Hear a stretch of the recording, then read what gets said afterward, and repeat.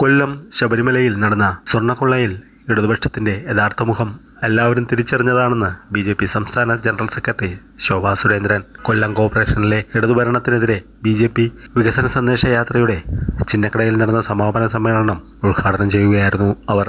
മോദി രാജ്യത്തെ എല്ലാ ജനങ്ങളെയും ഏകഭാവത്തോടെയാണ് കാണുന്നത്. കേന്ദ്ര ഗവൺമെന്റ് 300ഓളം പദ്ധതികളാണ് നിലവിൽ ചർച്ച ചെയ്തുകൊണ്ടിരിക്കുന്നത്. എന്നാൽ ഇടതുപക്ഷം അത്തരം പദ്ധതികളെക്കുറിച്ച് ബോധവാന്മാരല്ലെന്നും ശോഭാ സുരേന്ദ്രൻ പറഞ്ഞു.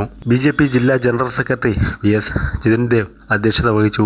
സംസ്ഥാന വക്താവ് റിട്ടയർഡ് കേണൽ S ഡിന്നി, BJP ദേശീയ സമിതി അംഗം MS ശ്യാംകുമാർ, സംസ്ഥാന സമിതി അംഗങ്ങളായ വെള്ളിമൺ ദിലീപ്, അപ്പുകുട്ടൻപിള്ള, മഹിളാ മോർച്ച സംസ്ഥാന വൈസ് പ്രസിഡന്റ് രൂപ ബാബു, BJP വെസ്റ്റ് ജില്ലാ പ്രസിഡന്റ് S പ്രശാന്ത്, ദക്ഷിണ മേഖല അധ്യക്ഷൻ BB ഗോപകുമാർ, തിരുവനന്തപുരം മേഖലാ general secretary MG Sreekumar, BJP parliamentary party leader TG Girish തുടങ്ങിയവർ സംസാരിച്ചു.